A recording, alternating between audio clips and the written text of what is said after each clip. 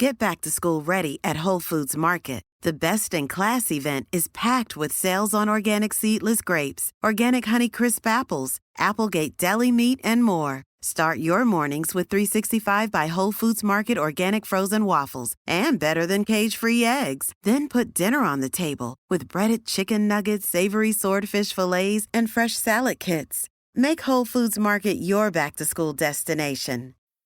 Whether you're a freshman or a senior who's seen it all, IKEA has everything you need to make your college space truly yours. Whatever your style, bring your dream dorm or apartment to life with their range of IKEA comforters, sheets, pillows, mattress protectors, rugs, and more. Plus, you can make the most out of any living space with IKEA's smart and stylish storage options. The best part? It's all affordable. Shop now at IKEA-USA.com or visit your local IKEA store to shop today. Hey everybody, before we get started, we're going to tell you some stuff. We not are. in the episode. That's Woo! right. Last week we brought you a special episode where we shared a handful of what is a growing mountain of ways in which you are all giving back. We will say it again and again. We are so thankful to be in your ears right now and to feel the warmth of this community. We also began a grassroots campaign to help connect small gifts of money from those in our community who have it to those in our community who need it. We have so far been able to donate over $1,000 of your donated funds to those who have asked for small gifts to support buying groceries, paying rent, and just, accomplishing other needs. We've also sold over 50 special edition Just Keep Fighting t-shirts, from which all of the profits will cycle back into our community in the form of those small, basically you can request between $25 and $100. They're not real grants, but we can call them that. I've been calling them gifts. And so we're just going to keep that cycle going. Incredibly, but maybe not surprisingly, the amount that is coming in is nearly exactly what is being requested. One of the small Scooby miracles that will make me get something in my eye if I think about it too hard. You can learn where to give support and where to ask for support at bufferingthevampireslayer.com/justkeepfighting. Yes. Jenny, a segment that we have not done in some time that I think might lift everyone's spirits even further from this wonderful exchange of funds here at Buffering the Vampire Slayer is maybe the next installment of my story, The Death of Old Man Seaver, in spooky news.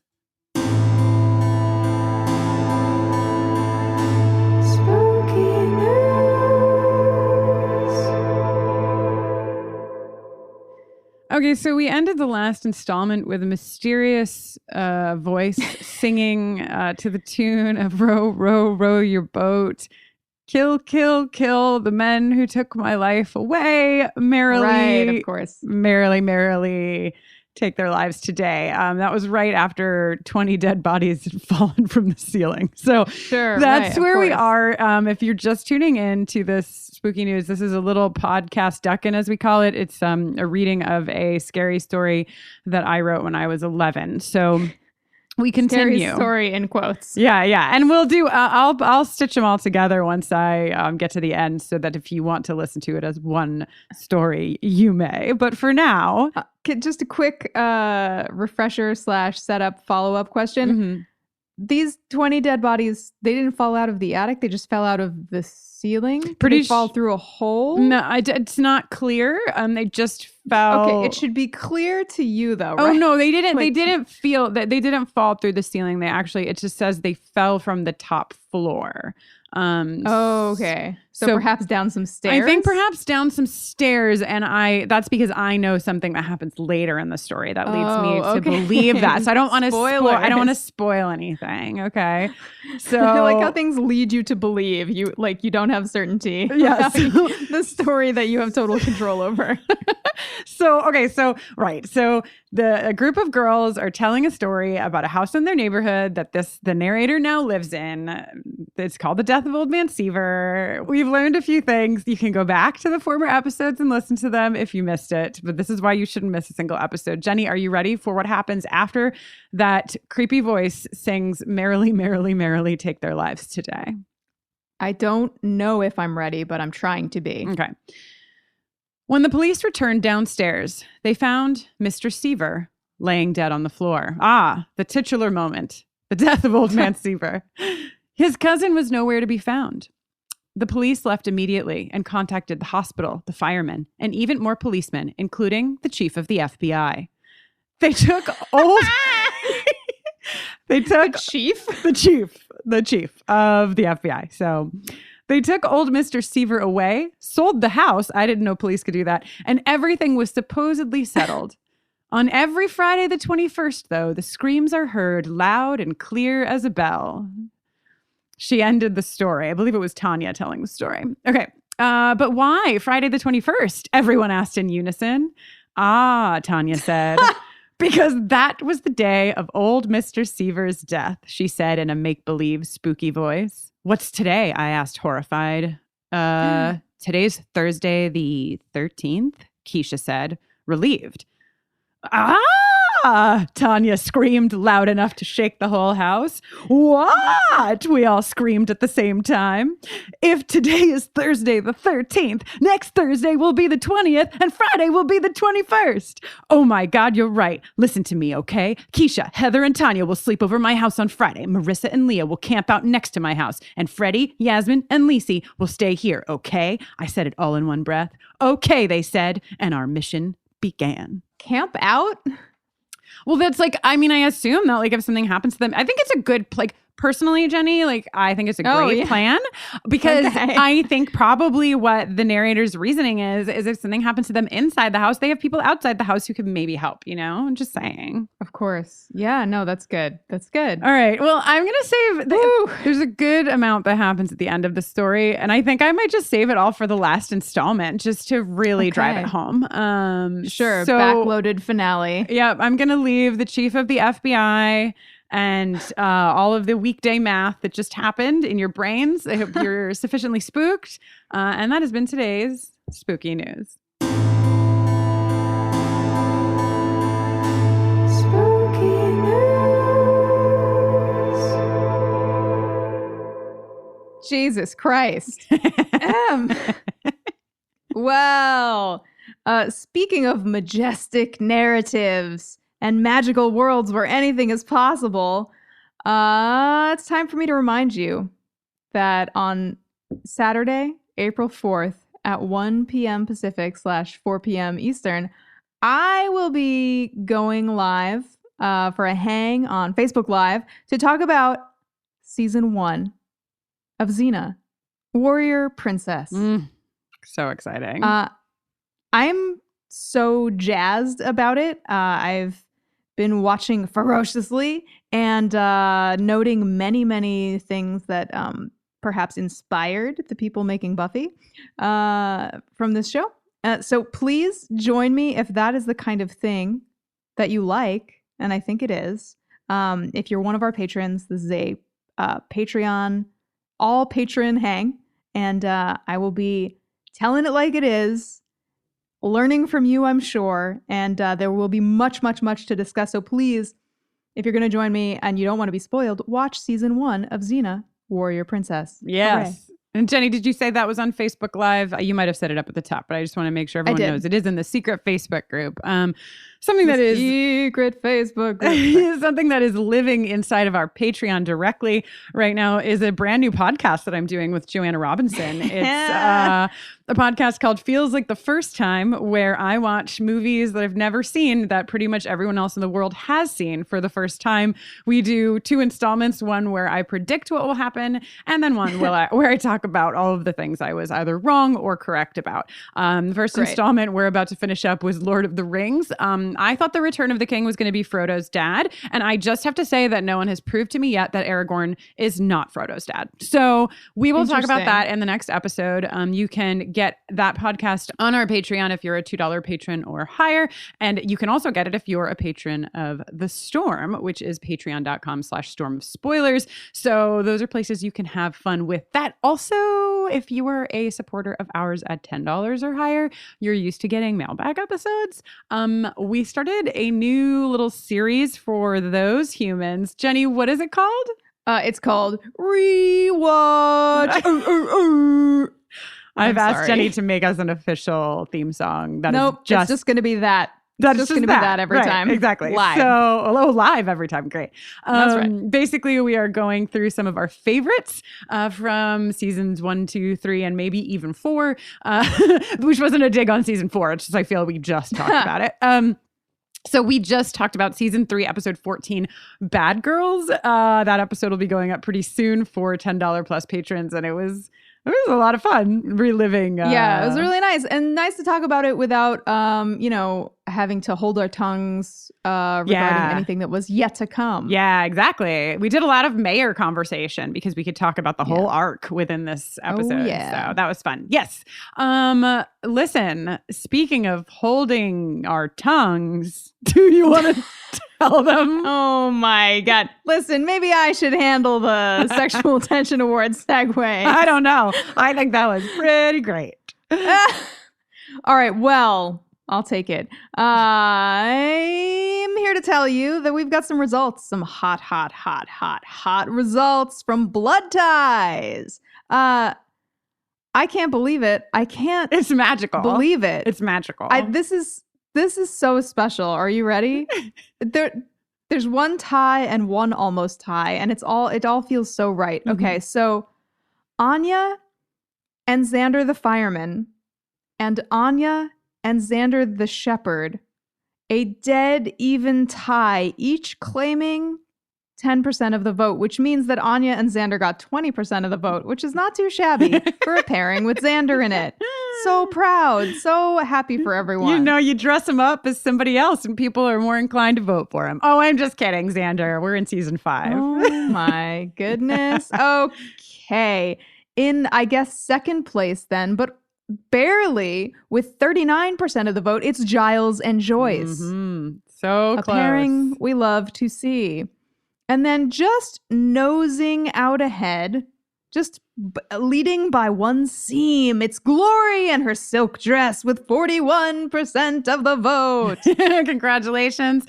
We will mail both you, Glory, and your dress, your trophies. Yeah, we're going to need that dress's mailing address. Also, obviously, it's Ben's Locker, JK, Sunnydale Hospital. Right.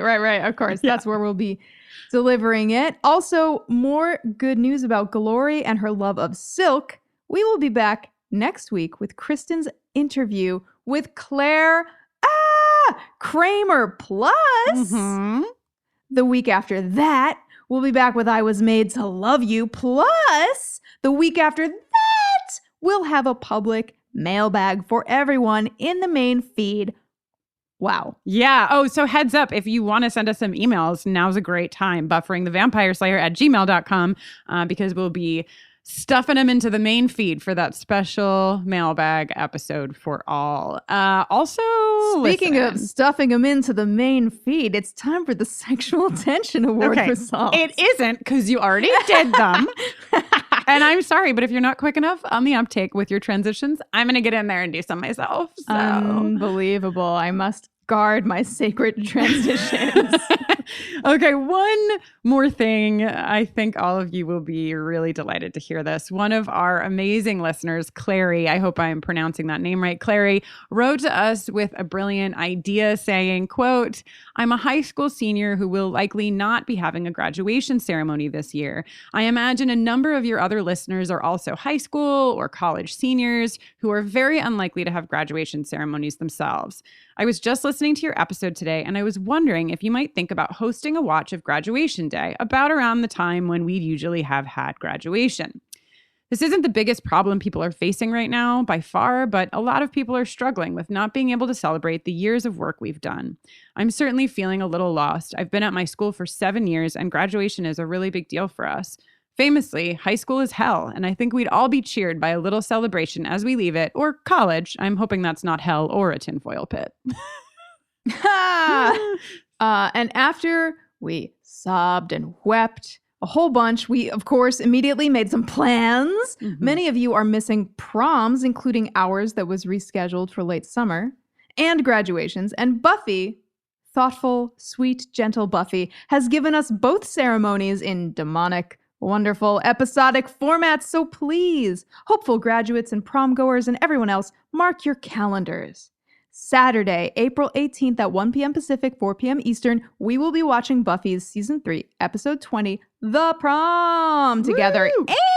And Saturday, May 16th at 11 a.m. Pacific, 2 p.m. Eastern, we will be watching Buffy's Season 3, Episode 21 and 22, Graduation Day, Parts 1 and 2, together. Oh, so exciting. These That's will right. probably be hosted on our Instagram Live, but Jenny and I are going to work out the best way to coordinate for the largest group of humans possible. Please know that these will both be open to everyone. They're free of charge, and we'll put more details up as we have them. We encourage you, if you're participating in either or both, to wear your prom gear to prom, to wear your graduation caps if you have them or if you make them to graduation, and take lots of selfies. We can all do this together as the community that we are. It's going to be great. More to come on all of this. But for now, Jenny, I think it's time for a pretty big episode. Season 5, Episode 14, Crush. Hooray!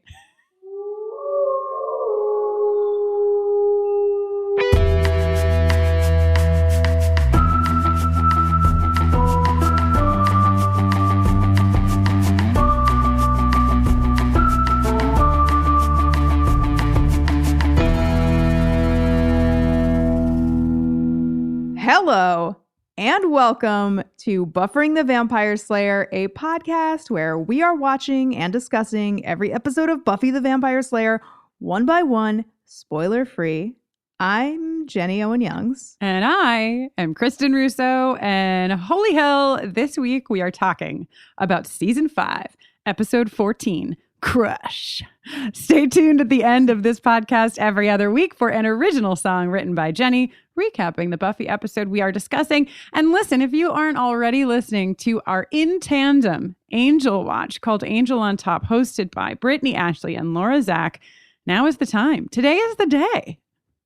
Truly, I mean, this episode contains some significant crossover business, and you might not be up to speed on what exactly is going on if you're not in with the ladies over there. 'Tis true. Crush was written by David Fury, directed by Dan Attias, or perhaps Dan Attias, or perhaps some other pronunciation that's not occurring to me, and originally aired on February 13th, 2001. Oh, everybody was getting their Valentines all ready to mail or hand out in kindergarten, depending on how old you are. But this is the one, according to IMDb, where Buffy learns that Spike has a crush on her, a situation made all the more dangerous by Drusilla's return to Sunnydale. And if you think you're going to get that jingle in this episode, you're correct at least one time. Hell yeah. Okay, so listen. Yeah.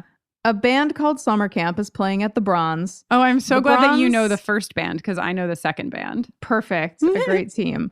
The Bronze has done some remodeling post-Troll, and they have come up with a terrible new logo. Terrible. Horrible. Oh, Somebody so needs bad. to talk to It's the like Bronze graphic designer. Exactly. It's exactly the sort of logo that would happen in 2001 when a popular place that was doing everything right already rebranded. Had to ruin it. Yeah, exactly. It's like the original Bronze logo is it's a timeless classic. You don't change that. But you're right. Like the early aughts were all about changing things that need not be changed. And making them worse. And making them worse. I actually forgot why the Bronze had closed. Like I was just like, where are we? And like, why did the Bronze close? And then, so I read a description and was reminded that Olaf, of course, was. Olaf was here. Yes, Olaf. See, that's what if they wanted to rebrand, they could have said like the Bronze, same logo, : Olaf was here. You know, that would have been fun. Yes. Anya, listen, everyone has amazing fashion in this episode. So much so that Kate Leth is going to be here later in the episode with quite, I think it's one of her best fashion watches of all time. She has so much to talk about. It's like the Odyssey of fashion watches. Truly. And the first note that I had about fashion was actually this pink sequined Anya. I thought it was a shirt, but I think it's actually a dress. It's quite something. She looks great. She also dances like somebody who was trapped inside a genie's bottle for many years and then like shaken very vigorously and then released. Do you think that when Anya was a vengeance demon, she didn't get to dance? So this is kind of like she is Genie that was in a bottle and shaken and released. Like, do you think this is like all the I dancing? think that she probably danced, but not in like a joyful way. Okay. The opposite of joy is happening for Spike, who has learned that in addition to the horrible rebranding of the Bronze, they no longer serve his favorite meal, the bloomin' onion, which I think he calls the flourin' onion. He does call the flour and onion because I think bloomin' onion might be Copyrighted? Copyrighted? I'm not sure. It's like an Applebee's term or a Friday or a Outback. Outback. Yes. We're gonna need to talk about Spike Khaki Edition. Spike he's got some really great strategy going on in this episode, to my mind. I think he's like, there is part of him that's like, gotta look nice for Buffy. Right. But he's also, there's something going on where he's like, okay, so what I know so far is Buffy's dated 2 guys. One of them is a vampire. Already got that on lock. Check. The other one wears a lot of earth tones. So why don't I try that? Put the 2 things together. Everything you want in one place, and then maybe that'll work. Yeah. I like the idea of like this being like the modified Ken doll. You know, it's like Spike, and then it's like, you know, Goofy Spike, that time that Spike had to wear Xander's clothes, and then this is like Khaki Spike. The last time, the only other time we've seen him in earth tones, except one time he wore an Initiative army guy outfit. Right. Oh, wow. Listen, we could do a whole podcast just on the fashion of Spike. So other facts we gather at the rebranded Bronze, the rebronze, if you will, is that... No. You will not? You will not. I will. Willow is still suffering from headaches from the teleportation of glory, which makes sense. And we get a great, which I think, I mean, I'm just guessing that we might get some fun play with this Glory Ben situation for some episodes. And we get something fun here where let's not call her Glory. Let's not say the name. We can just call her. And then Buffy spots Ben across the room and is like, Ben. So in case yes. In case you've forgotten, Ben is Glory, Glory is Ben. Ben is Glory, Glory is Ben. In case you forget, I'll say it again. Ben is Glory and Glory is Ben. So Buffy's talking to Ben and she's like, hey. Oh, doing that classic clothes. Sarah Michelle Gellar flirty giggle. She's so good at it. Very exciting that Ben has non-scrubs clothing. And also... Buffy's like, my sister told me what happened at the hospital. You see the beads of sweat start to form on Ben's forehead as his eyes widen and he looks like a deer in headlights. And she's like, and thanks for taking care of her. Thanks a lot. No additional discussion. No, like, hey, did you see like a very strong blonde woman attacking my sister or anything? No follow-up that you would expect. Maybe she's distracted by flirting. Unknown. I think so. And you know who else is across the rebronze distracted by flirting? It is our peroxide pal, Spike, who sees them giggling, laughing, being all wonderful. And he is very unhappy. He's very unhappy, which is really too bad because he was just riding high moments ago when he stole Xander's change off the waitress tray. And now Xander's trying to get his change back and Spike can't even fully engage with him. He's so distracted by what's going on across the Bronze. Right. And now, okay, so before we get to the credits, we go to this kind of quick scene. I spent a lot of time rewinding and freeze framing this scene when we go to the train station, Jenny, and I will tell you why. Because I think that the sign on the Sunnydale train station, if you were from Santa Barbara and heaven forbid you were a part of the former mayor's crew of Santa Barbara who had a binder full of proof that Santa Barbara was Sunnydale, I am so sorry, but I think that there may be some counter evidence on the Sunnydale train station sign.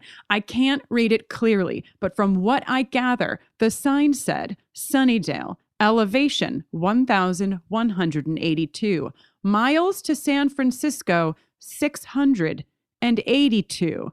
I will tell you what, folks, Santa Barbara is 326 miles away from San Francisco. The elevation is lower, though I'll give, there's probably places where the elevation is higher nearby. So I just feel that it's important that we bring this evidence in. And if you have the time, perhaps you're working from home. Perhaps you're finding that you have less to do in the evenings. And I'm just saying, if you want to just try to give us some second guesses on what could be 682 miles from San Francisco, very much like Santa Barbara at an elevation of 1182, please write into us, bufferingthevampireslayer@gmail.com. The saga continues. Very interesting. Thank you.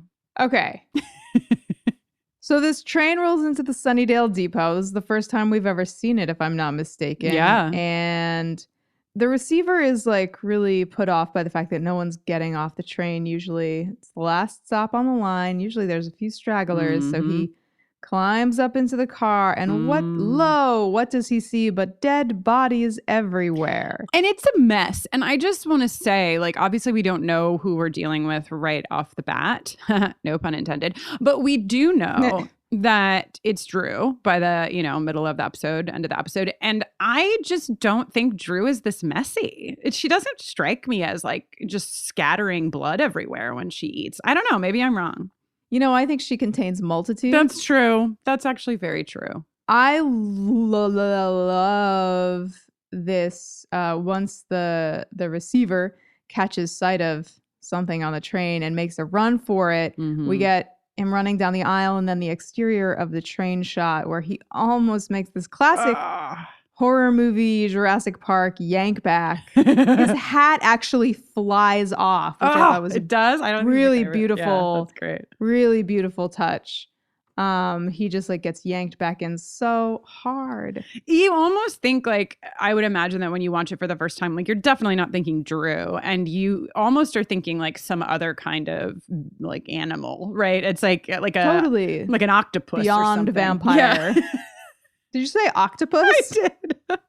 Yeah, that checks out. Like tentacles, like that kind of demon beastie, like a beastie with tentacles is all I'm saying. Yeah, 100%. Okay, so cut to Buffy's house where Buffy is wearing a fucking like gold lame coat that I cannot and I will not. I'm going to save it because Kate, I'm sure, will touch on it. But it is quite something. And we get this really great exchange between Joyce and Giles, who sadly did not win the Sexual Tension Awards last time. But I mean, I'm just going to keep putting them in for an award here. Yes. Because it's Joyce, Giles, and Dawn hanging out. And Joyce is basically like, Buffy, thank God you're home. I didn't feel safe. I was really not feeling safe while you were away. And then there's like just long enough.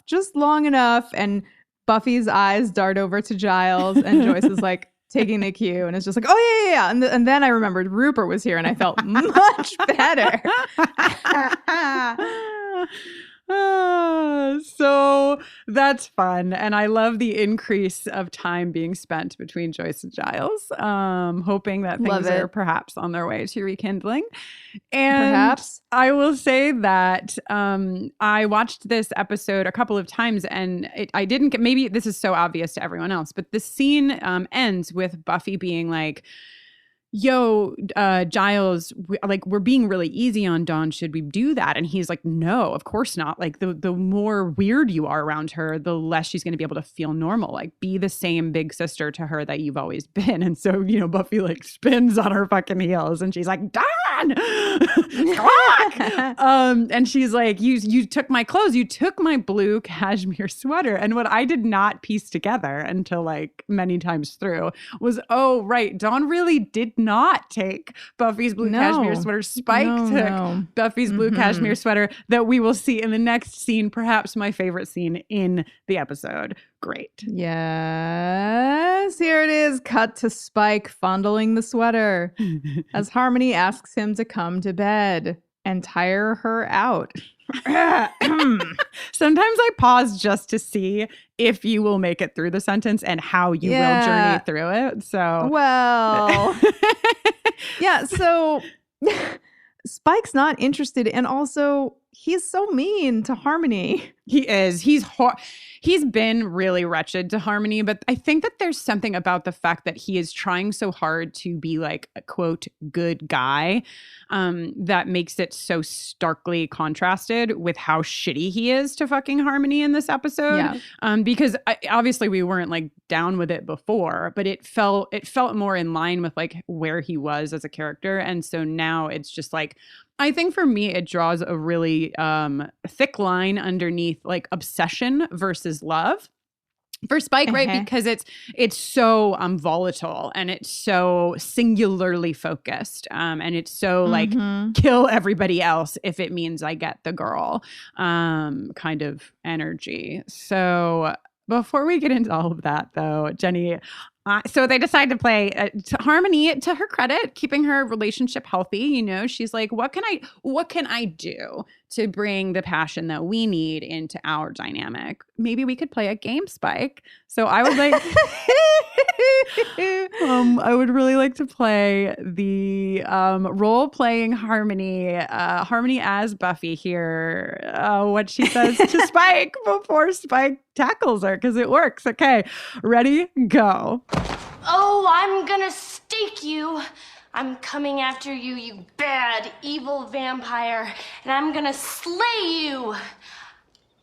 I'm sneaking up, and I'm gonna stake you so much with my slaying powers that I have, because I'm the chosen one. Oh, Spike. Oh my God. Just delightful. I mean, yeah, it's really great. I like great. Sometimes I get so overwhelmed because I watch these episodes by myself. You know, I'm like taking notes. I'm currently watching at my parents' house, so I'm like watching on my laptop with my headphones, and I don't really have anybody around me to be like, oh my fucking God. And it takes a lot for me to like actually act as though there's someone else in the room with me. And this scene got me there, where I was just like looking to my left and my right, like, are you seeing this? This is my favorite thing ever. Okay. Can we talk about this next freaking scene? Yeah, I have some questions. This is the most, it's like, here's the nail, here is the hammer, thwap, thwap, thwap. Buffy, Willow, and Tara are coming out of class where they have apparently been assigned to read The Hunchback of Notre Dame.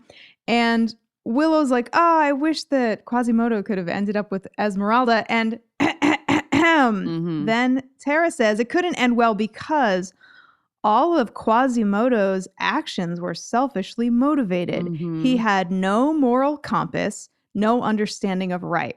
Everything he did out of love for a woman who'd never be able to love him back. And if that wasn't on the nose enough for you, she adds, you can tell it won't have a happy ending when the main guy's all bumpy.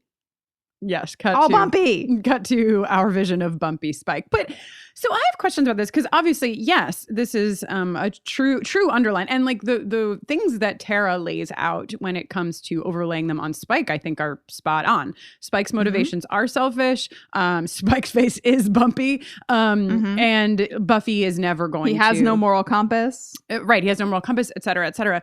I have to say that I am not in the perfect state to ask these questions because I've never read The Hunchback of Notre Dame. I read up on it because I was curious, and I just would love, and Jenny, maybe you have read it and have some more to say here, but to me, I feel confused about the parallel between Quasimodo and Spike, because Quasimodo, from what I gather, is like this imprisoned, enslaved essentially character who is called unlovable because of deformities, amongst other things. And this is why like I wish I had read it because I don't have like a critical analysis here, but I have pause because from what I read I'm like, is this a parallel or is this like, is Quasimodo and the story of Quasimodo a lot more complicated than we're seeing with Spike, where it's like Spike's story is complicated, but not when it comes to like he's not lovable because he's deformed or his motivations are compromised because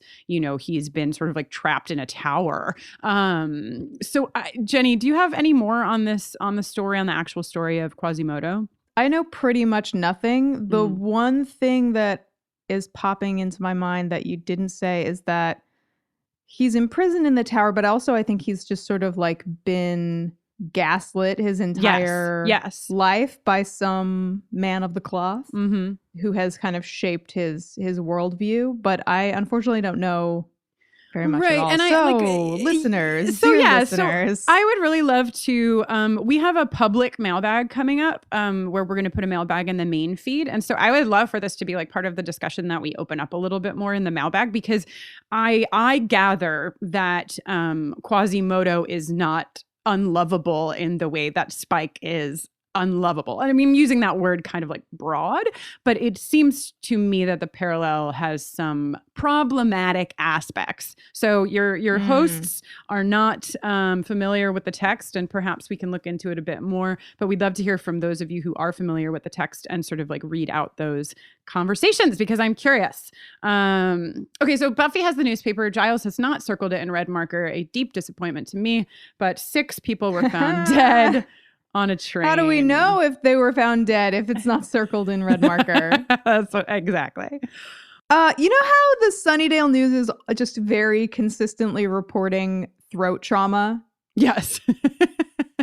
It's so ludicrous. Do you think that there's like, not to get too into the weeds here or the woods, whatever you might want to call them, but like, do you think that there's some of the like Ben glory forgetfulness with the general vampiric demonic presence in Sunnydale? Because we get mixed messages. It's like, Sunnydale class of 99, they were aware that Buffy was saving them. And we get a nod to the fact that people are like kind of aware, but they're kind of not. And so I just wonder, like, are there people in the town who are like, I've been telling these guys for years, there's vampires that just won't listen. And then are there, people who are just like, I don't know, just a coincidence. Like, what's happening? I want to know more.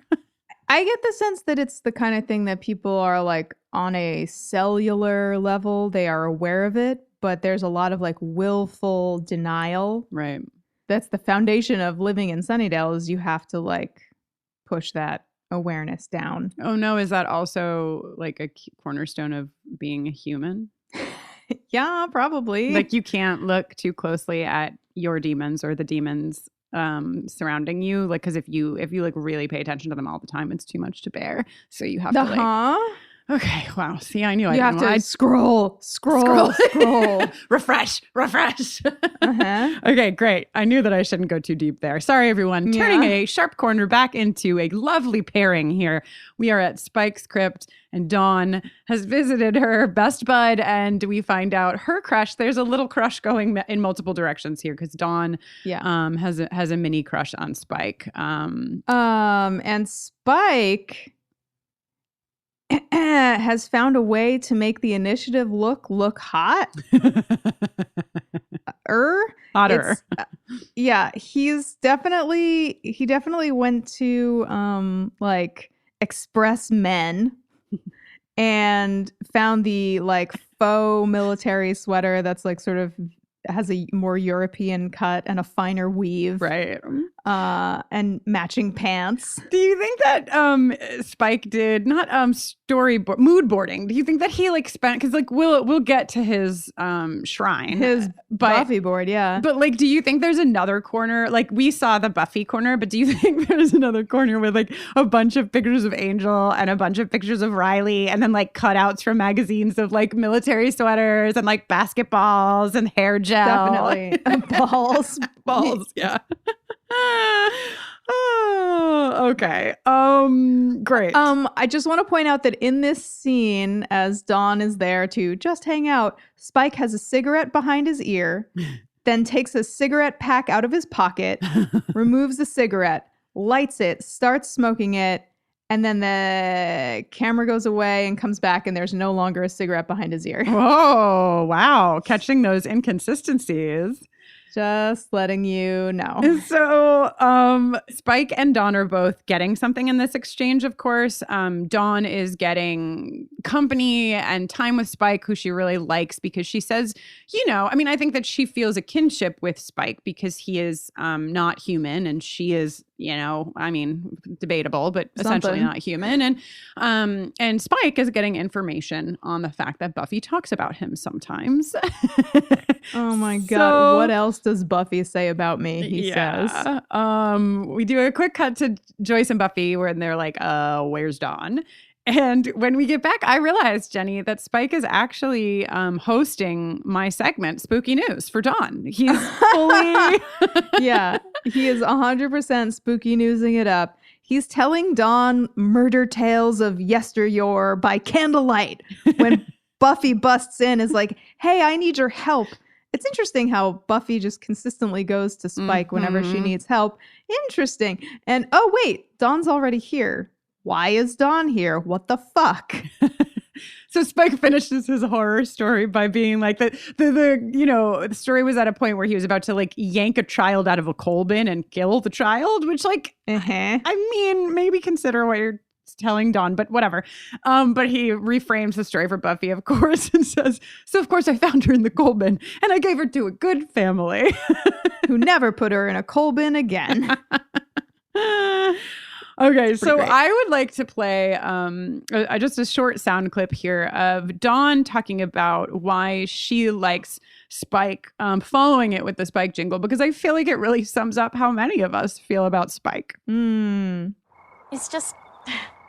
got cool hair and he wears cool leather coats and stuff. Spike, I love you. Spike, so dreamy. Spike, your trench coat. Spike, I love you. Spike, your blackmail. Spike, peroxide. So, I mean, right? Like, so why do you like Spike? Well, hair, leather, and stuff, I guess. Yeah. Cool guy. Looking cool. Buffy says, you can't have a crush on something that is dead and evil and a vampire. Interesting take, Buffy. Yeah, Dawn doesn't miss a beat on that one. She's like, touche, sister. I believe that is exactly the love that you've had in your life. And then they have this conversation about the soul versus the chip. Dawn's opinion is same diff, and Buffy disagrees. I'm sure that this will be a conversation we have many times, and I think we've perhaps even touched on it. But where are we standing here? Soul versus chip, Jenny? I mean, I think Buffy is pretty much in the right here. Like, that is a restraint. Mm-hmm. It's not a foundational change. Mm-hmm. And it's like she says later, or somebody says later. No, she does. Buffy says later, it's like you're a serial killer in prison, which I thought was like a really powerful metaphor for... And Spike quickly counters by saying, women marry them all the time. True. It is true. That is true. But probably not Buffy. But yeah, I think, it does get complicated because if without a soul, we are like inherently monsters is like kind of what Angel, but I guess it's not that. It's that Angel is a monster because he's a vampire, but he has a soul. So like if he was a person if you were a person, but you had no soul, then what would you be? Would you be evil or just dead? I don't know. Oh, God. Listen, I've been inside for a lot of days. You can tell. Yeah. Normally my like commentary is like, Spike's hair. Oh, LOL. And now I'm like, what is the meaning of life? Okay, so Dawn sees what we've all seen forever. Spike is totally into you, she says. And Buffy says, huh? Yeah. Typical oblivious Buffy. In terms of this kind of stuff, I mean, her. Well, that's a willful not seeing if I've ever. Oh yeah, willfully seen something. Gotta go. Okay, so so Buffy and Xander go down to Sunnydale Depot, and I love this like quick exchange where Xander's like, "So what are we looking for?" And Buffy's like, "Clues." Great.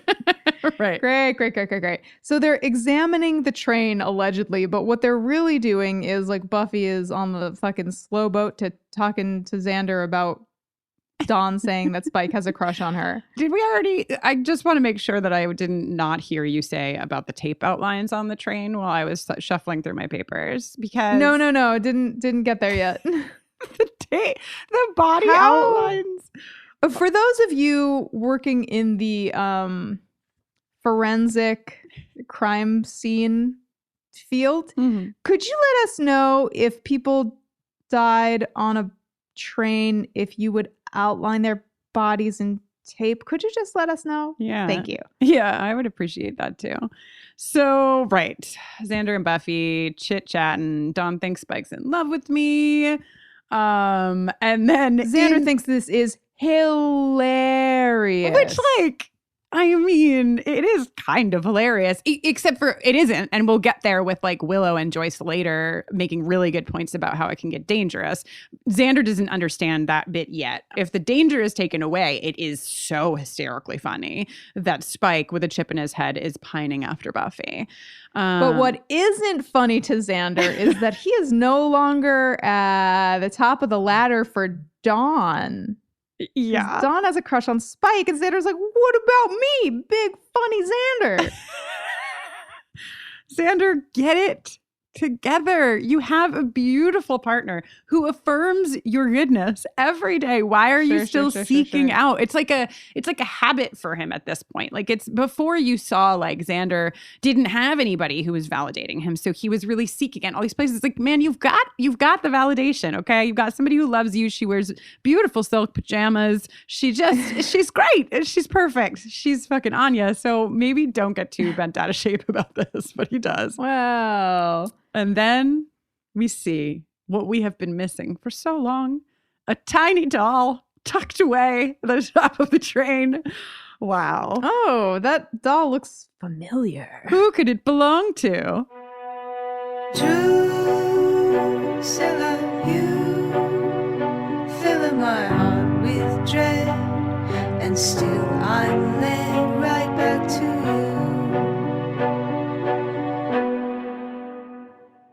I feel like we went in here very specifically looking for clues, and nobody looked for this clue. Nobody looked on top of the shelf. They just looked at the tape outlines. Apparently, they didn't look under the seats, above the seats, nothing. So, Dude, not I mean, great surely detectives. these tape outlines only exist so that Buffy can slump Sit into one of them. Yeah. Which also, isn't there like blood everywhere? Shouldn't she not be sitting on a crime scene? Yeah, I don't think she cares. Why is this crime scene completely unattended? Right. That's the big question, is they literally put down tape and then they were like, I guess that's it. That's what you do, Yeah. right? And you leave? Tape. Okay. So, yeah. Job well done. Okay, we go back to Buffy's house and like two of our favorite duos together as a trio. We get Spike and Dawn and Joyce yucking it the fuck up. They're having the time of their lives. I want to imagine that they've had hot cocoa before this and that Dawn has given Spike her marshmallows because Spike loves them and Dawn hates them. It's just so cute. Joyce is making the mommiest of all mom jokes and Spike is just hilariously laughing. It's beautiful. It's a beautiful, beautiful scene. Yeah, it's really great. But as soon as Buffy comes in, Spike's like, well, I really gotta talk to Buffy. Buffy, I have a lead on who killed all the people on the train. Mm-hmm. And Buffy says, why don't you hit up Giles? Yeah, a little Freudian Buffian slip.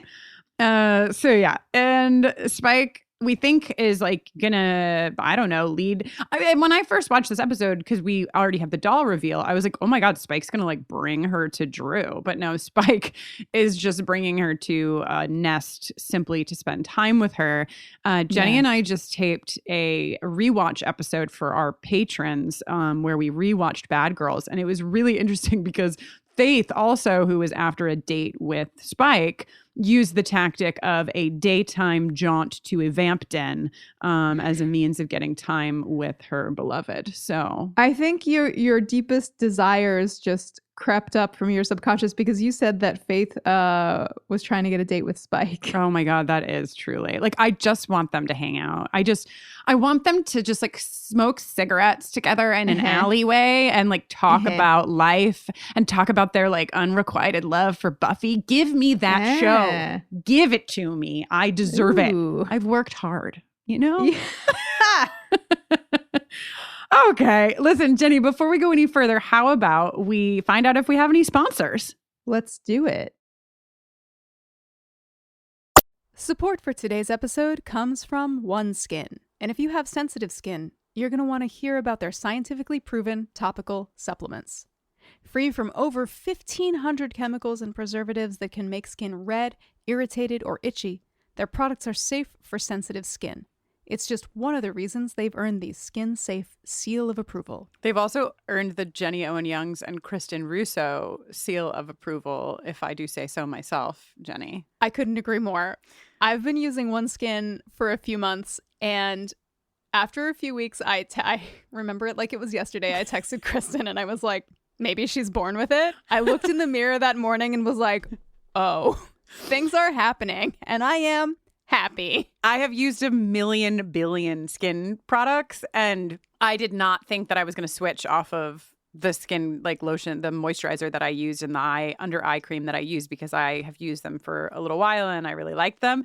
And I've switched completely, which is a pretty big deal. OneSkin is the world's first skin longevity company. By focusing on the cellular aspects of aging, OneSkin keeps your skin looking and acting younger for longer.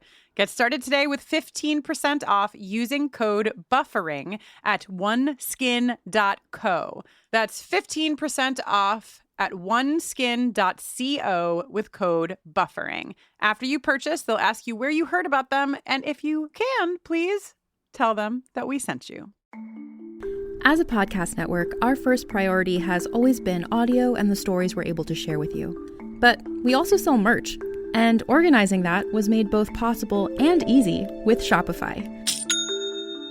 Shopify is the global commerce platform that helps you sell and grow at every stage of your business, from the launch your online shop stage all the way to the did we just hit 1 million orders stage.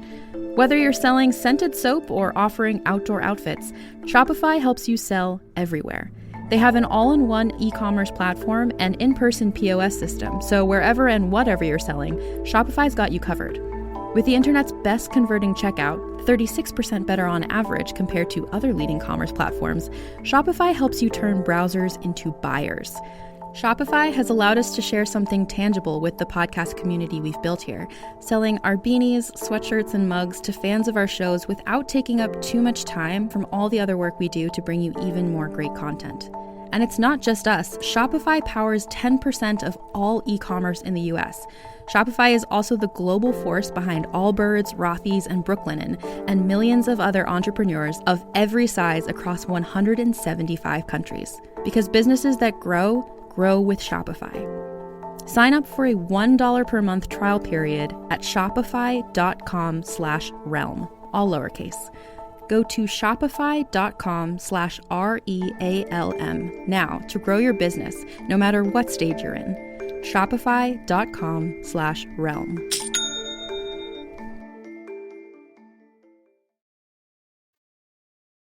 So now we go to Buffy and Spike in the car, and Spike is like, 24 hours ago, I want to be sedated, which, Oh my God. Jenny, for me, this was really special because, as you know, I did a short podcast on the journey of my so-called life with Joanna Robinson. And one of the more pivotal moments in the series is when Rayanne sings or tries to sing 24 hours ago, I want to be, and she can't. So it's just like two of my shows, two of my podcasts, and the Ramones have entered into both worlds. And I will say that, like, my crush is Spike, my crush is Rayanne. So there's like a diagram to be made here, you know, perhaps of the Venn variety. Okay. But it's just a circle. Yes. Leather, peroxide, likes the Ramones, smokes cigarettes, and is bad news bears. Right. Okay, so we go into the vamp den. They're making some Jiffy Pop. They're screaming it up. I love that. I love that they're making popcorn. And they like jump up when they see Buffy and they're like, Slayer! And you think shit's about to get real, but no, they just run away. They just run away. Spike makes a bit of a homophobic sort of like, you know, Buffy's like, oh, they're just like nesting. And he's like, oh, you mean they're like a couple of poofters is what he says. Spike, come on, man. Get it together with your toxic masculinity. Stop calling people poofters. You're better than that. I know you are. Or perhaps you're not, and that's the whole problem. Worth mentioning, he's wearing a ash gray heather t-shirt. He's almost wearing a white fucking t-shirt. Wow. Then he opens the door for Buffy. He opens the fucking door for Buffy. I know that the like moment of this season with these two is the pat on Buffy's shoulder, but like this is another level. He doesn't even like realize he's done it, and they are both so embarrassed. Yeah.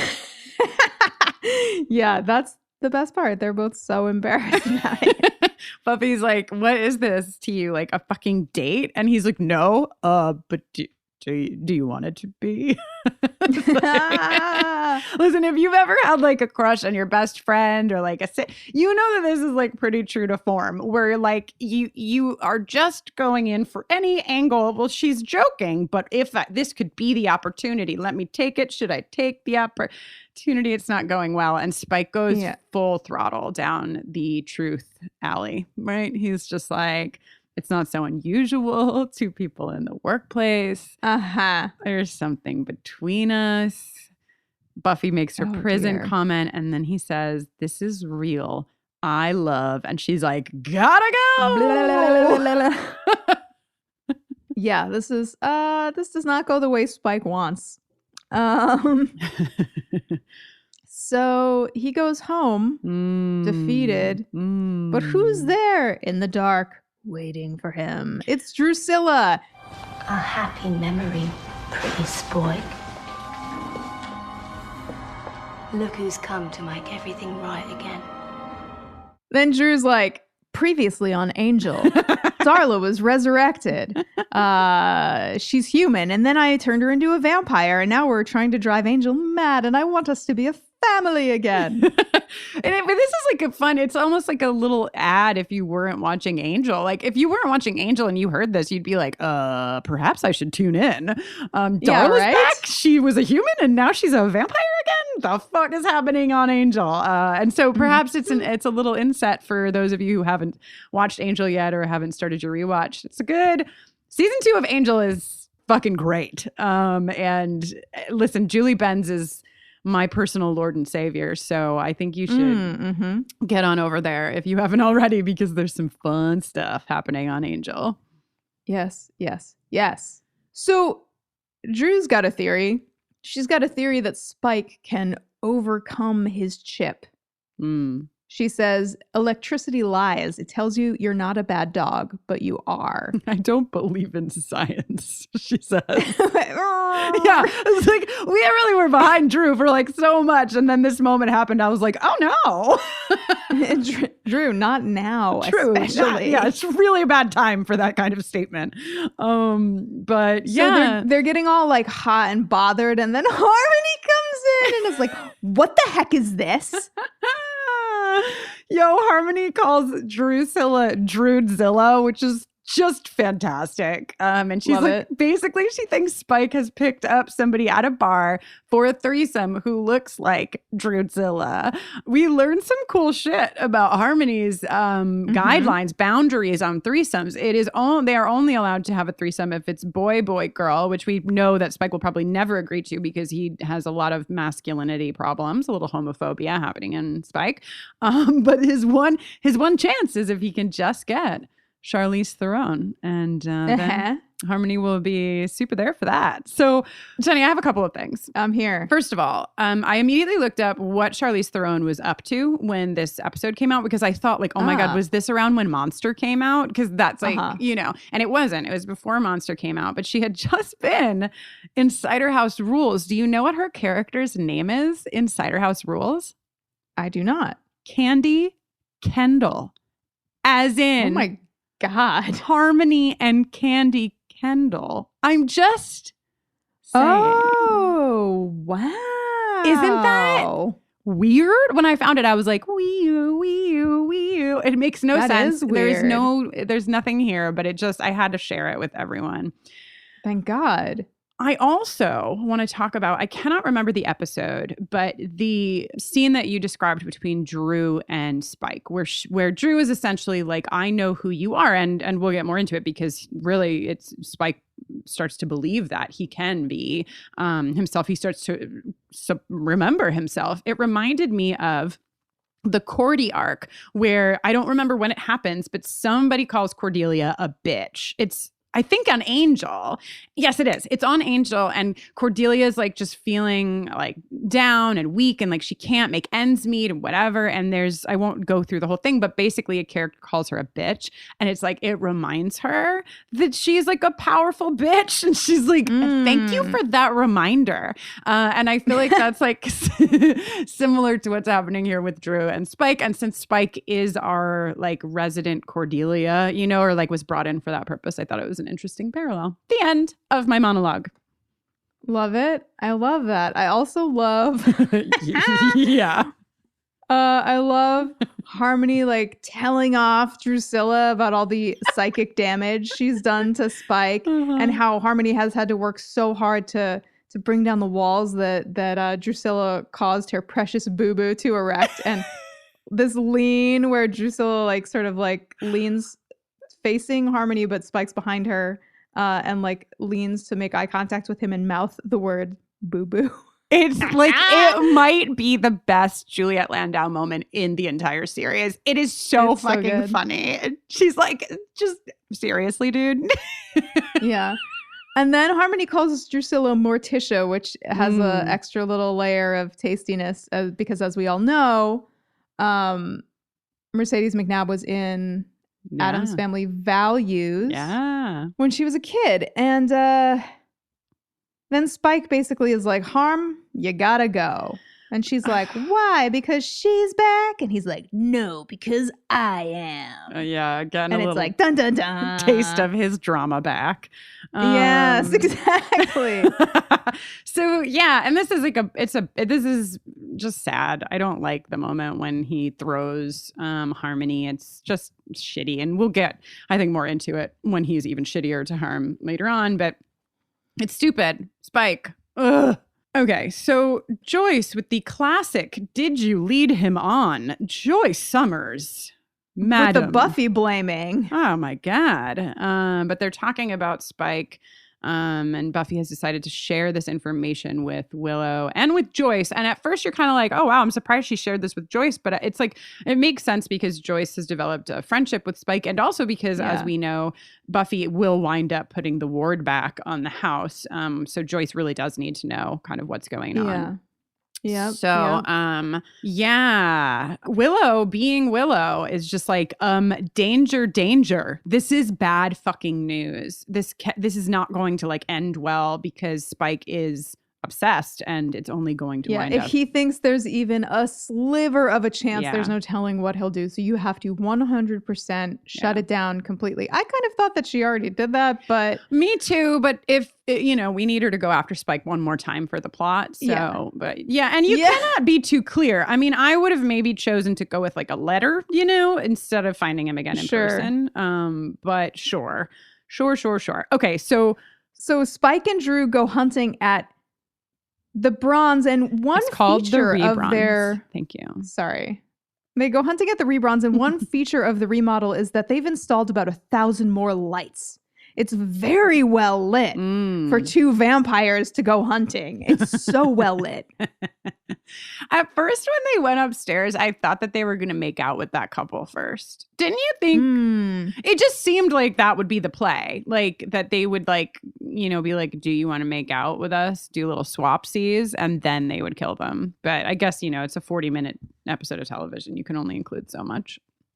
So this is a band called Devix, I believe. And the song that they're singing is called Key, which I think is really funny since that's the whole. Yeah. And it's also very like thematic. The lyrics in this song are really underscoring Spike and his newfound love of himself and the Spike that he was with Drew and all of this stuff. So Drew snaps the necks of these two lovers and sort of like a mama bird to her baby bird feeds Spike. This is really sad because you do see, and this is where it's confusing. And this is where the show will continue, I think, to be confusing, because if we are to believe that Spike is a monster, right? He is a vampire at heart, and the only thing he cannot do is kill. And he is also like he was obsessed with Buffy, so that is a motivation. But that's not what we see in James Marsters here. We see like genuine hesitation. And I just want to put a pin in it because I think that is confusing. That is what makes me say, like, does he want to be bad, or is it like, him trying to heal pain? It like gives a humanity to this struggle that I think is confusing. Yeah. And hey, is watching somebody who doesn't have a soul, and whose own, like, his ideal and like kind of main food source is human blood, watching him kind of like struggle with this, is that a greater struggle than somebody with a soul being like, well, obviously I shouldn't murder someone because that will feel bad unless you're like a sociopath. Yeah.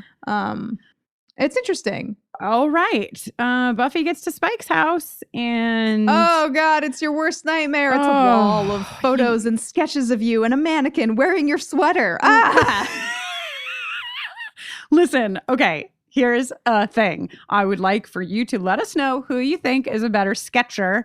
If I can, I am going to get some screen grabs of Angel's renderings of Buffy in charcoal and Spike's renderings of Buffy in charcoal. Part of me thinks that Spike just straight up ripped off Angel's collection, and like some of these are actually Angel's, but I just want to know who's the better obsessive artist, Spike or Angel?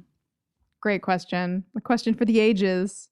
So this is upsetting for our Buff. As it she would be. Is shook.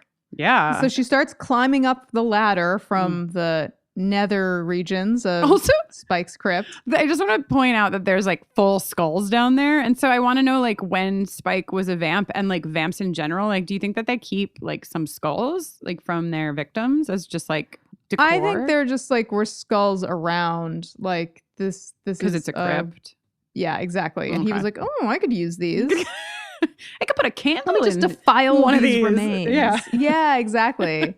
Love a candle on top of the skull. Yeah, Spike and Drew are here.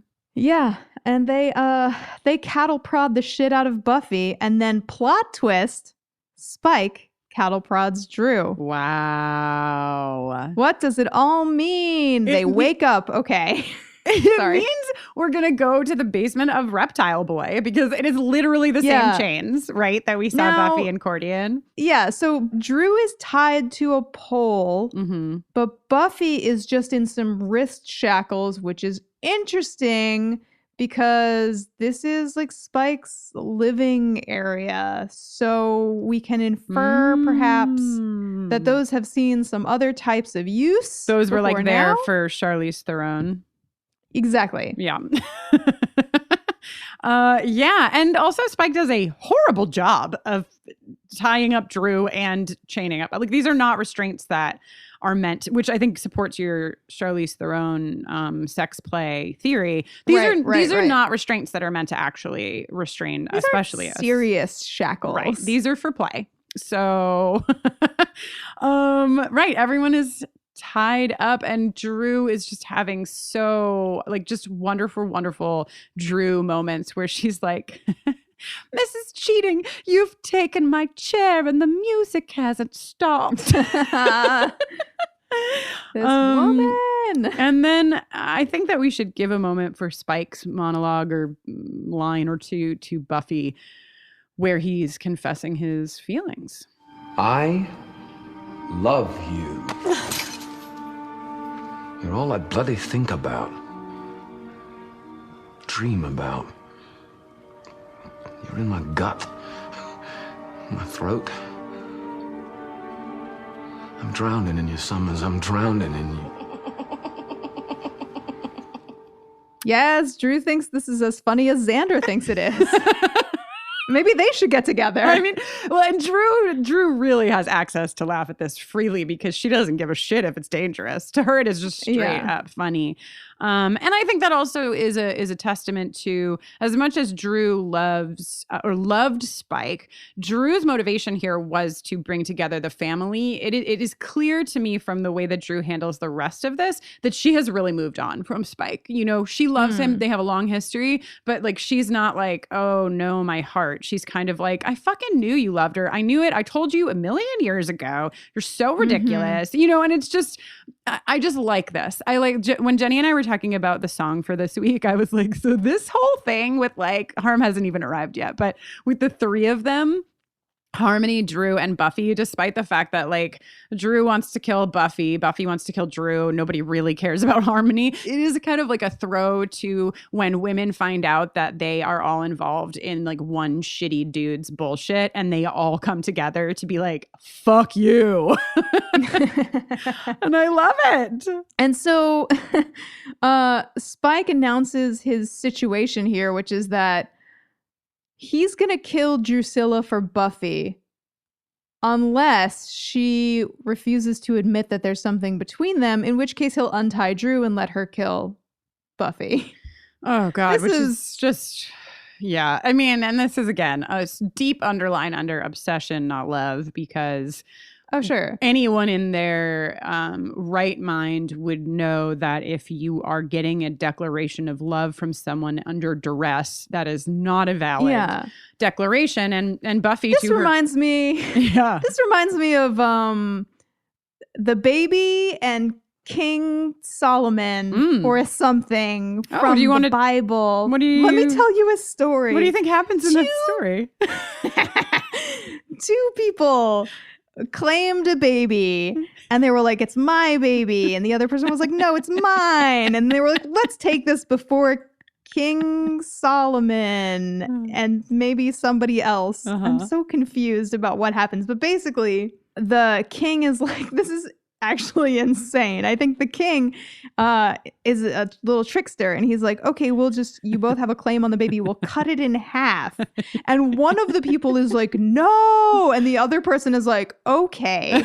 Why would anybody and that's how King Solomon, I think, tells who the real parent is.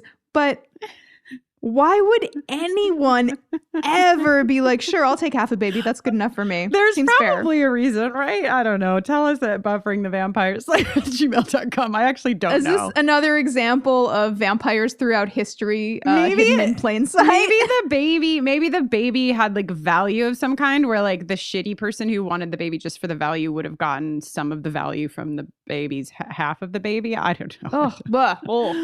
Okay. There's this great exchange where Buffy is like, you can't love without a soul. And Drew is like, we can, you know. Contraire. Yeah, we can love well, if not wisely, which is a play on a line from Othello, who loved not wisely, but too well. And we know how Joss Whedon feels about Shakespeare. So that's a fun little nod. Nod fellow. Oh my God. I'm good.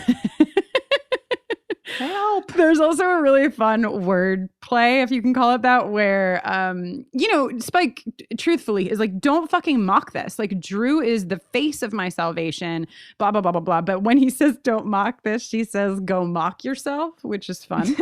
And yeah, Buffy, to her credit, does not, because she could have just said like, Spike, I love you, and then been released and fucking killed everybody. And but then instead, kicked his ass, yeah. Right. She doesn't. She says, I would literally not even give you fucking that. The only chance you had was when I was unconscious. And it makes Spike really mad, but I found it really interesting, like what he was talking about in his rage, because he is like self-aware in the rage, saying like, I know it's wrong. I know it's not right. I just can't get it out of my head.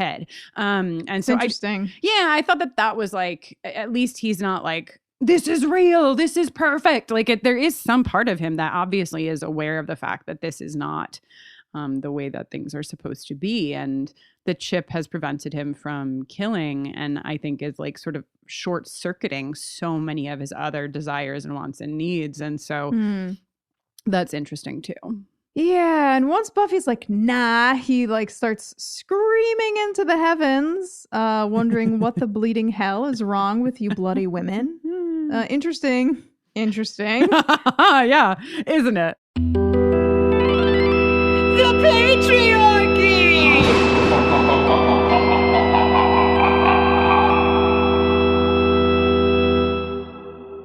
He's unraveling pretty quickly here, and then, oh my god, Harmony crossbows the shit out of him Yo, in a she fuzzy nails it. maroon vest. Yes. Oh my God. The vest, that just reminded me, we literally have gotten all the way to Harm's vest without hearing from our dear, dear Kate Leth. So why don't we take a moment before we get to the end here and hear all that Kate has to say about Crush. It's time for our friend Kate to give you the Buffy fashion update. Well, welcome back, everyone, to Buffy Fashion Watch in these strange, strange times we live in. Now, when I sat down to watch, take notes on, and then record this episode, I kept thinking to myself, wow, I have no brain right now. Does this matter? Is there a point to this? And then I watched the episode and thought, this is an incredible distraction, and thank the gods, there is so much good fashion in this episode that I could talk about it for an hour. And I won't, but I am going to list everything that happens in this episode on people's bodies in a not creepy way, maybe a little bit creepy, that is incredible. This episode opens with a series of absolute slam dunks. We get Anya's glittery, sparkly, sequined halter dress, which shows up in the title sequence. That's how good it is. Willow and Tara wearing incredibly Willow and Tara outfits, and Buffy in pleather or leather or vinyl. I really can't tell because of the lighting. Pants and this sheer designed top with only the boob part blacked out that is great. But nothing compares to Spike in a black t-shirt, button down, and regular length brown instead of black leather jacket because he's trying to look nice to see Buffy at the bronze. It's amazing. And the episode continues with hit after hit. I've probably even missed things. Willow and Tara are so Willow and Tara core in this. When we see them walking through college, I couldn't even take notes. Willow's patchwork situation, her handmade messenger bag, and is it crocheted jacket? And Tara's shirt with is it a griffin? I don't even know. The diagram thing that's going on with the leopard print sleeves is just unreal. So, all I can really say about them is, oh, well, also, God, who could ignore Willow's felted, embroidered puppy dog sweater with a blue ribbon on it for some reason and a pink velour scarf? Honestly, the scarf game in this episode is off the charts. Drusilla's, oh my God, Drusilla. Sorry, I'm getting ahead of myself. I should go back to the fact that Harmony cosplays as Buffy in this episode in her blue cashmere sweater. As we all know, my affection for Buffy in baby blue knows no bounds, so this was really perfect. Although I do have to say, the khaki stretchy pants are definitely something Buffy's worn, but if she really wanted to go authentic, pleather would have been where it's at. Obviously, this is an episode with Spike's many crushes and many feelings, so yes, obviously, Drusilla, she's back. She's incredible. She's tied in with Angel with a plotline I can barely remember, but she shows up in this brocaded bodice talking about how science isn't real. Bless her heart, her non-beating, perfect little heart, and this long rose-patterned black skirt with this, again, beaded scarf. She is unbeatable. Every single scene had something where I was writing down, what is this? Buffy has a shiny copper trench coat. She's got an unhemmed sheepskin wrap jacket. She's got a burgundy, what looks like crushed velvet jacket, or I guess more dark purple. I was thinking burgundy because Harmony has a fuzzy burgundy vest she wears at one point with a crop top and lace-up front bell bottoms. The hits just start and they don't stop coming.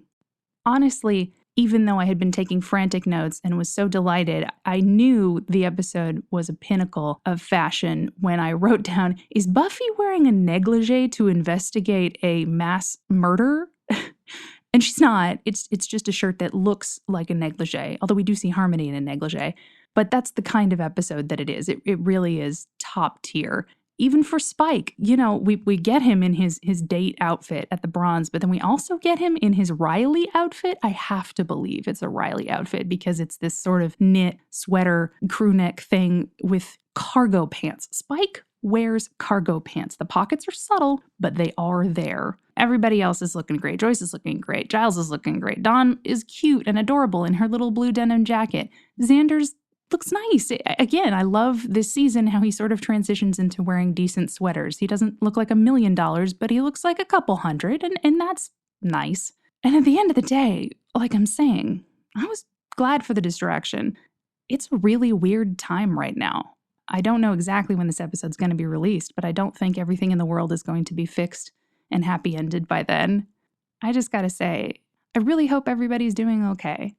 I see a lot of the, wash your hands, be careful outside, keep your social distance 6 feet apart, the same sort of advice, and it's all really good advice, but it's not all that simple, and I know that it isn't for me, and I know that it probably isn't for a lot of you. A lot of you are stuck in your houses, maybe with family that you don't get along with, or with people you do get along with, but when you see the same person 24 hours a day, it can get rough, or maybe you're by yourself, and that's really rough too.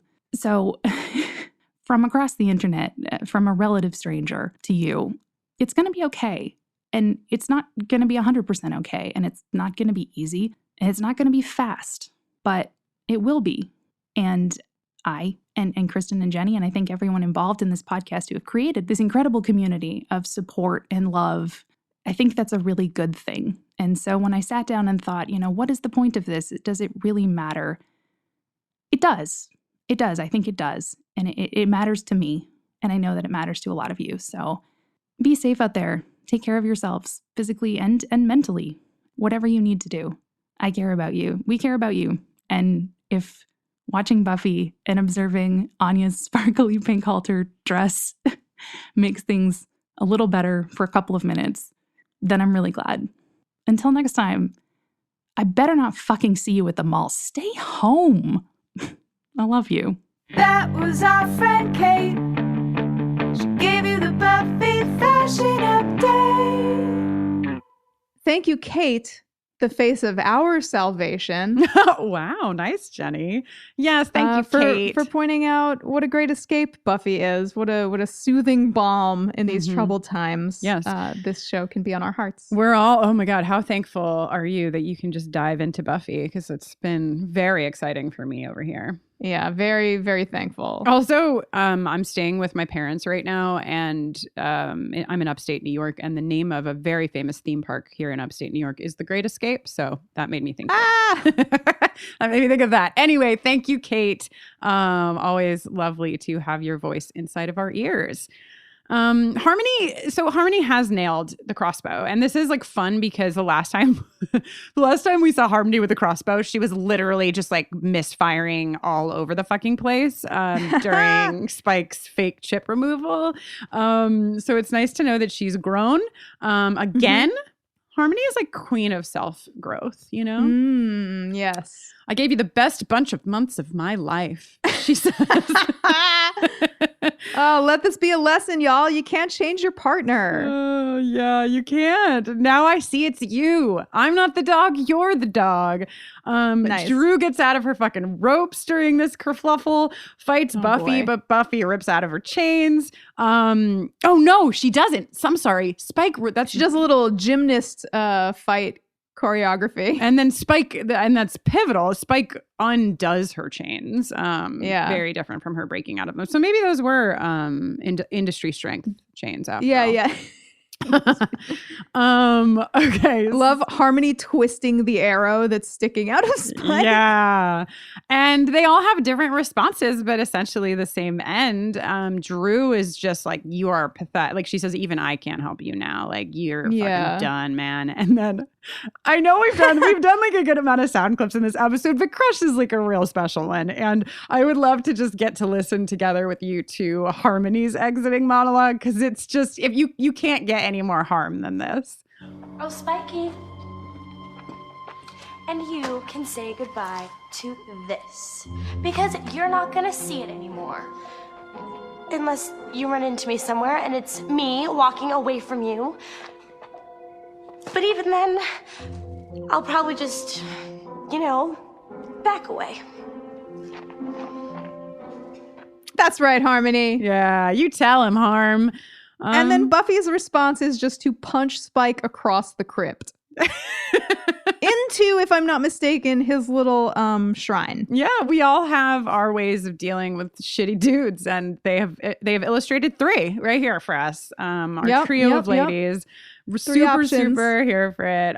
Saying trio of ladies, Jenny, made me think about sexual tension, of course, because I'm a person.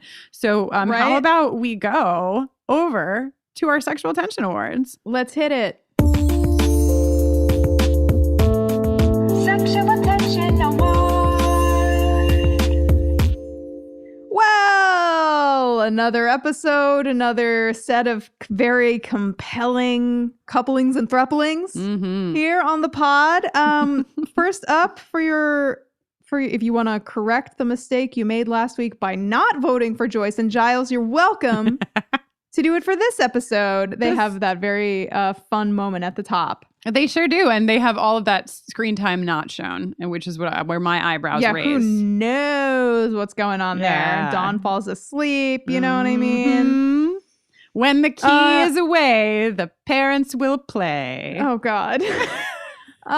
In the second slot, we've got Spike and Are You Ready for Role Play Harmony? I'm gonna stake you. I'm gonna stake you so much. I'm gonna slay you.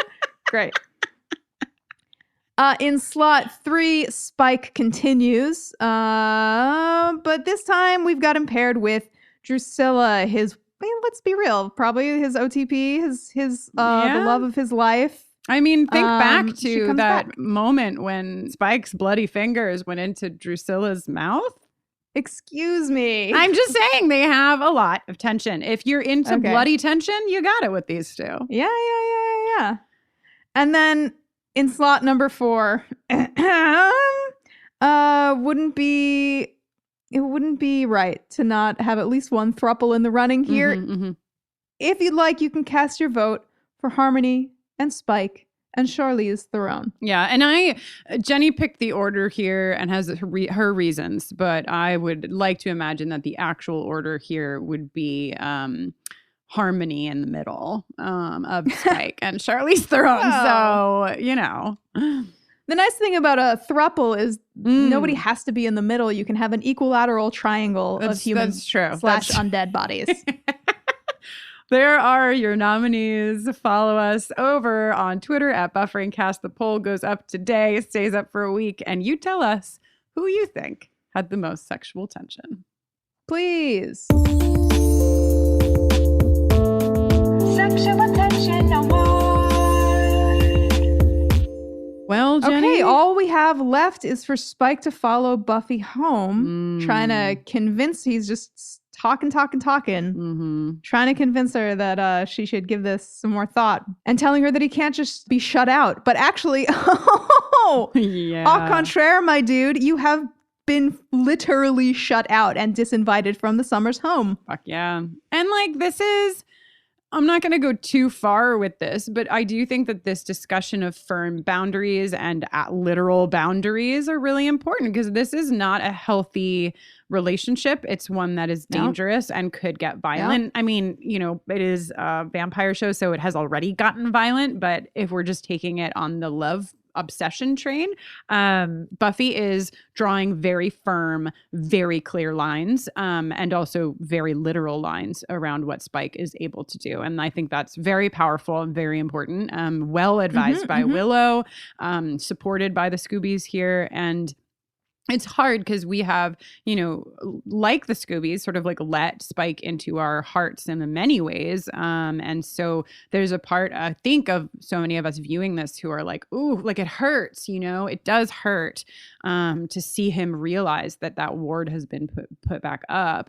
But ultimately, I think the lesson is a really important one. And I guess we will just see where this goes. Indeed we shall. Oh, boy. Ooh. Wow. What an ep. What an ep. That we are now at the end of. Great fun. Having a blast. I'd shelter in place with this episode any day. Yeah, same. Oh my gosh. We hope that you're all staying safe out there. We're so, again, not to repeat ourselves too much, but it is such a delight to be able to talk about like Harmony having a threesome with Charlize Theron in a time when we have a lot of other things on our mind. So thank you for being here with us. And this is a pivotal episode. I mean, we are really, we are into season 5. Holy shit. Yeah, we are. It is fucking not going to It's all stop. happening. Woo! Yeah. Anyway, Jenny, apart from inside of your home, where can people find you? Dear beautiful friends, I'm Jenny Owen Youngs, and when I'm not watching Buffy or trapped inside my home by state order, I'm usually writing and recording songs. You can learn more about me and hear some of those songs at jennyowenyoungs.com. You can give me a shout on Twitter. You can check out my new EP, Night Shift, on all streaming platforms. And you can listen to me talk about another petite blonde protagonist on my other podcast, Veronica Mars Investigations. Hell yeah. A wonderful time to consider supporting musicians that you love. And as a matter of fact, since so many have been impacted by everything that's going on, I know so many people in so many fields have been impacted. We told you at the top about the efforts that we are putting in place here to do our part. My name is Kristin Russo. And when I'm not living with my parents in upstate New York, I can be found also doing a special Patreon podcast on the Storms Patreon and on our Buffering Patreon, where I am watching all of the films I have never seen. Lord of the Rings, Indiana Jones, The Fast and the Furious, Bond. The list goes on and on and on. And we're having a great time doing it. So you can check that out. You can also check out the work that I do with LGBTQ communities. My website is KristinNoeline.com. That's KristinNoeline. You can also use that spelling to find me on Twitter and on Instagram and maybe even on Facebook. Who knows? I don't really use Facebook too much. Buffering the Vampire Slayers on Twitter, Facebook, and Instagram at BufferingCast. You could drop us an email at bufferingthevampireslayer@gmail.com or leave us a voicemail at 21630BUFFY. Hell yeah. And now is a great time to send us the emails that you have been waiting to send, voicemails that you've been waiting to leave, because we will be doing a mailbag episode in the main feed very soon. So send us all your thoughts. Send us all your thoughts on Buffy, because I really like to talk about her. You're welcome. You can support this beautiful natural talent, Kristin Russo, and Jenny Owen Youngs, doing a great job as well. And our work here by joining our Patreon. A great time, if you can, to join our Patreon, because with everything that's going on, it has become full of just so many delights. Jenny is about to do a live hang talking about Xena Warrior Princess. Hell yeah. We have a book club. We just did a rewatch of Bad Girls from season 3. So you can hear us talk about that from the vantage point of season 5, which is fun.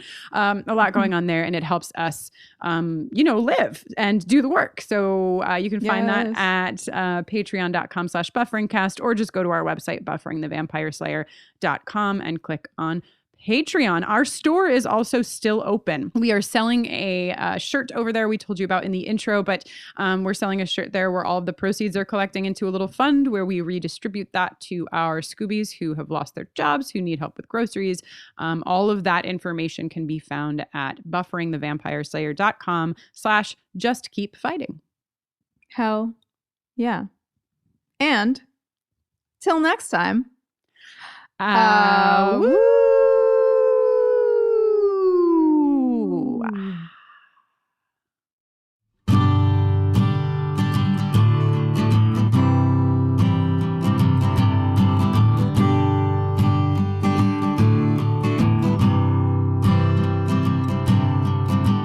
You've been wrapped in a fantasy, your brain twisting reality, dreaming you might have a shot with me.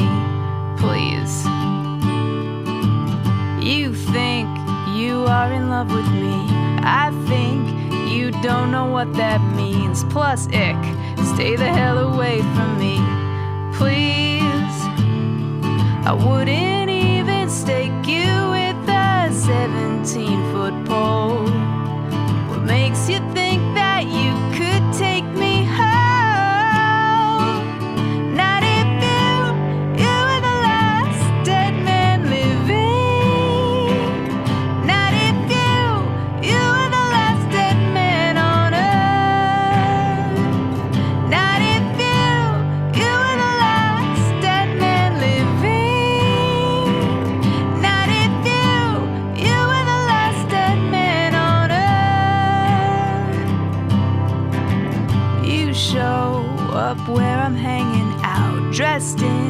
green, khaki, blue, and brown. Your earth tones got me freaking out. I wouldn't even kill you with somebody else's hands. What makes you think that you could be my man? Not if you were the last dead man living. Not if you were the last dead man on earth. Not if you were the last dead man living. Not if you were the last dead man on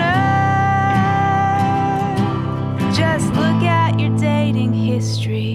Harm adored you, you were so mean. You say you love Drusilla, but we're sure ready to kill her. You think you are in love with me, and you think I'm feeling mutually, but sick is all I can really feel.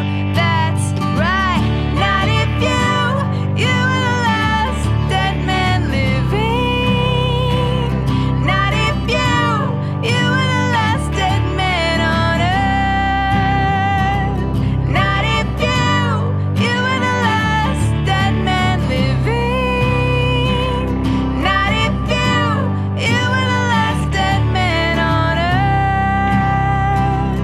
Not if you were the last dead man on earth.